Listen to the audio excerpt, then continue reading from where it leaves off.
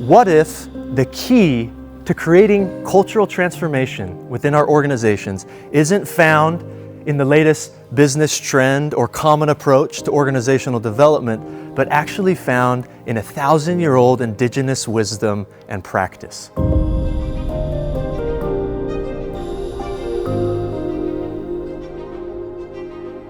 Creating culture is hard. We face all sorts of challenges in our organizations that are hard to overcome. Disengagement, turnover, lack of alignment, poor communication, conflict of all varieties.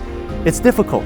And I've worked with enough organizations and leaders to know if you dig deep enough into any of these challenges, we will find that it's rooted in our culture. The most important thing that I've learned along the way is this, that transformation is caught, not taught. What are you doing right now in your organization to help your people and to help your culture catch transformation?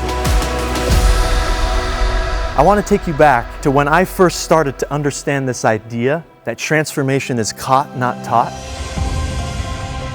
Many years ago, I was asked by a philanthropist to help them create change in their community. And the scope of work was massive. They asked me to bring leaders from across all sectors, education, government, business, nonprofit, faith community, help them build relationships of trust, and then go back out in their communities and create change, all the while helping their individual organizations go through culture change.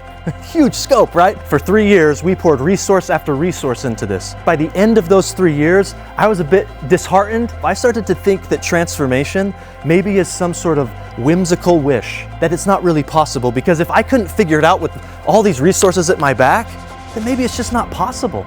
And then one day, everything changed for me.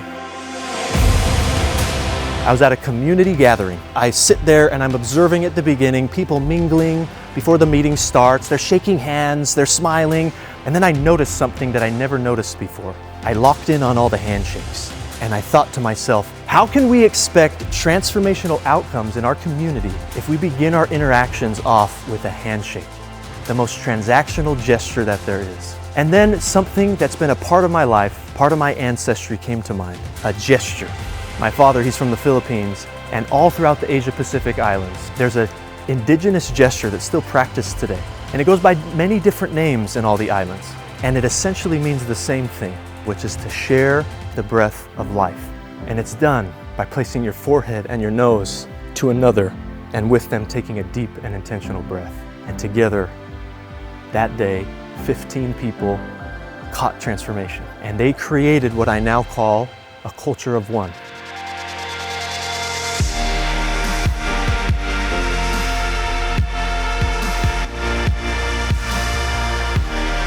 These leaders and organizations that I've had the privilege of working with and ongoing research have helped me identify that there's 7 conditions that, when applied through habits, through process, can help create a systematical approach to catching transformation. Those conditions are purpose, commitment, common language, vulnerability, consistency, trust, and safety.